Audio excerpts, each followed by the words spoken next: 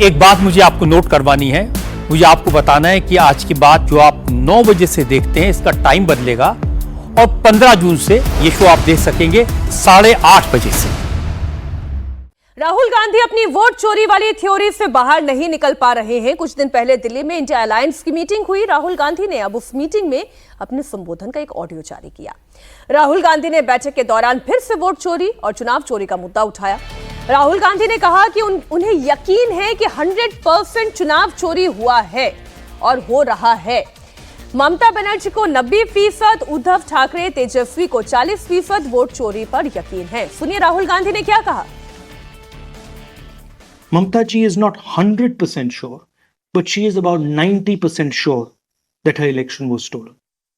Uddhav ji is 40% sure that his election was stolen. My brother Tejashwi is 40% sure. Listen, 100% the elections are being stolen. Please remove any doubt from your minds.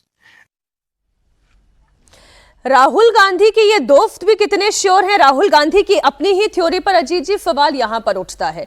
और जिनके साथ मिलकर ये तमिलनाडु में सरकार बना रहे हैं, जरा उनसे भी पूछे कि वो भी अपनी जीत के लिए 100% श्योर हैं कि उनकी जीत कैसे हो गई।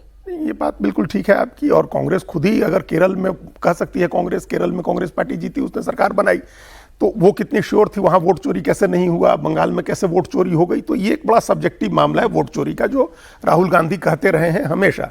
अब इसी ऑडियो का एक और पार्ट है जिसमें वो कह रहे हैं कि शंकर भगवान की तरह कांग्रेस जो है सारा विष पी करके और वो सबको साथ लेकर के चलने के लिए तैयार है, और सबको साथ लेकर के अगर चलेंगे तो उनको 100% यकीन है कि बीजेपी को हरा देंगे।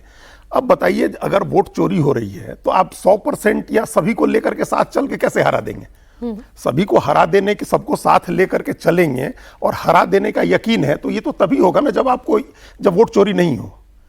अगर वोट चोरी ही हो जाएगी अगर, तो आप सबको साथ लेकर के चल के भी कैसे जीत पाएंगे?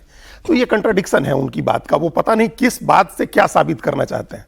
वोट चोरी की बात करके, 100% वोट चोरी की बात करके वो तो एक चुनाव नतीजों पर संदेह पैदा करने की कोशिश करते हैं, और दूसरे इसका भय दिखा करके वो सहयोगी पार्टियों को अपने साथ भी जोड़ना चाहते हैं।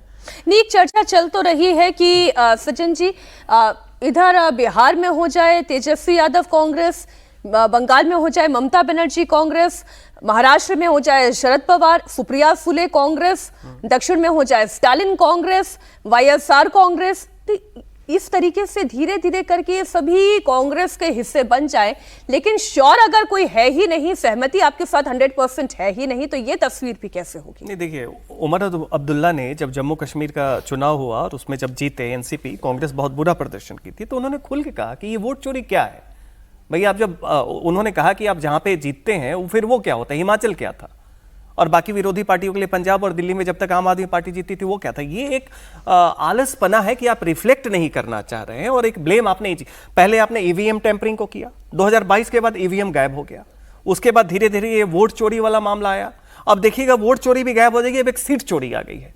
तो हर बार आप एक नया थियरी गढ़ते हैं और उसको एक एक्सक्यूज के तौर पर इजी वे आउट ले कि साहब हम नहीं हारे, हमें हराया जा रहा है।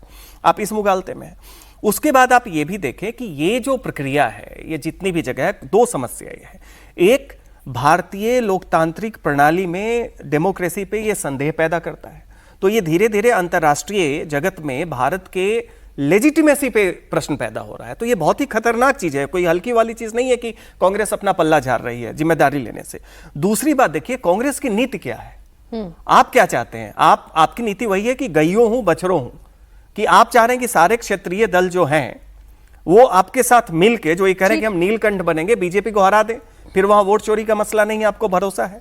लेकिन साथ ही जब ये क्षेत्रीय दल जब बीजेपी से चुनाव हारते हैं, वहां भी आपको बहुत खुशी होती है कि फिर वही हो जाएगा कि सब लोग कांग्रेस में वापस और समाहित हो। तब तो उत्तर प्रदेश में वो अखिलेश यादव की हार को भी अभी देख रहे होंगे। करेंगे ना, क्योंकि उन्हें लगता है दलित मुस्लिम जो ये हैं, ये कांग्रेस के वोटर हुआ करते थे। हर जगह क्षेत्रीय दल जो हैं, कांग्रेस वाले मानते हैं कि तो हमारे वोटर थे साहब। बात यह है कि आजादी के वक्त तो गांधी जी के नेतृत्व में जब देश आजाद हुआ और सब कुछ हुआ, तो कांग्रेस के साथ तो समस्त जनाधार था। ठीक है, अब उसको अपना मानना और अभी तक उसको एक लेमेंट करना कि हमारा वोट हुआ करता था। सवाल है कि पीढ़ियां बदल गई, सब बदल गई। अभी भी ये क्षेत्रीय दलों को ये मानते हैं कि हमारे हिस्से का बैंक बैलेंस लेके बैठे हुए हैं, किसी तरह मूलधन लौट जाए हमारी तरफ। तो उनका साथ भी चाहते हैं और उनका विनाश भी चाहते हैं। ऐसे तो कैसे चलेंगे साथ में? इंडिया अलायंस, इंडिया ब्लॉक कैसे चलेगा साथ में?